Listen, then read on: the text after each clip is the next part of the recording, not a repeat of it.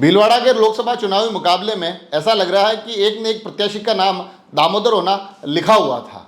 जी हाँ, जैसा कि आपको पता है कि पहले कांग्रेस के प्रत्याशी दामोदर गुजर थे, फिर जब उनको हटा दिया गया तब आज भारतीय जनता पार्टी ने भी अपना प्रत्याशी चुन लिया और कमाल की बात यह है कि नाम उनका भी दामोदर है। जी हाँ, दामोदर अग्रवाल। तो कुछ ऐसा कहा जा सकता है कि भीलवाड़ा के उस चुनावी समर से कांग्रेस के दामोदर गए और भारतीय जनता पार्टी के दामोदर आए। एक लंबे कन्फ्यूजन के बाद, एक लंबे इंतजार के बाद आखिरकार भारतीय जनता पार्टी ने भीलवाड़ा में अपना चुनावी चेहरा चुन लिया। पार्टी के प्रदेश के संगठन महामंत्री दामोदर अग्रवाल को यह अवसर दिया गया है। लोकसभा चुनावों के लिए एक बड़ा अवसर है। लंबे समय से वो अपने इस इंतजार में भी बैठे थे कि इस बार क्या जो पार्टी जिस प्रकार से महामंत्रियों को एक अलग अलग जिम्मेदारियों का क्रम निर्धारित कर रही है, उसमें उनके भाग्य में भी, उनके हिस्से में भी कुछ आना लिखा हुआ है क्या? क्योंकि जिस प्रकार से प्रदेश के मुख्यमंत्री भजनलाल शर्मा महामंत्री रहे हुए हैं, प्रदेश के उप मुख्यमंत्री दिया कुमारी महामंत्री रही हुई है, तो जिस प्रकार से महामंत्रियों के भाग्य में पार्टी काफ़ी कुछ लिख रही थी, संगठन को काफ़ी कुछ सौंप रही थी, तो उस उम्मीद में दामोदर अग्रवाल भी पूरी जद्दोजहद से भीलवाड़ा से अपने लिए अवसर तलाश रहे थे और आखिर आज की एक सूची ने उनके इस इंतज़ार को समाप्त किया।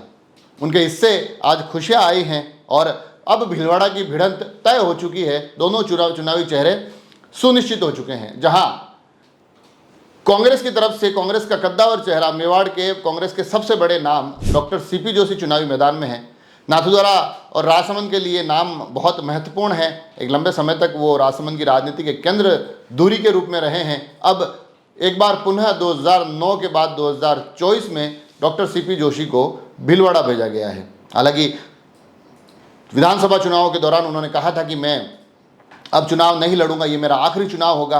विधानसभा का चुनाव वो हार जाते हैं, मगर बदलती हुई स्थितियों परिस्थितियों में कांग्रेस एक बार वहां दामोदर गुजर का नाम घोषित कर देती है, मगर स्थितियों के बदलाव के कारण डॉक्टर सीपी जोशी को चुनाव लड़ना पड़ रहा है। तो अब वो भारतीय जनता पार्टी के दामोदर अग्रवाल का वहां पर सामना करने जा रहे हैं और ये भारतीय जनता पार्टी का भी एक मजबूत गढ़ माना जाता है। आपको यहाँ बताना जरूरी है कि भीलवाड़ा वो लोकसभा क्षेत्र है जहाँ 2019 के चुनाव में राजस्थान में भारतीय जनता पार्टी सबसे ज़्यादा मतों के अंतर से जीती थी। तकरीबन 6 लाख वोटों से भारतीय जनता पार्टी ने भीलवाड़ा के इस मैदान को फतह किया था।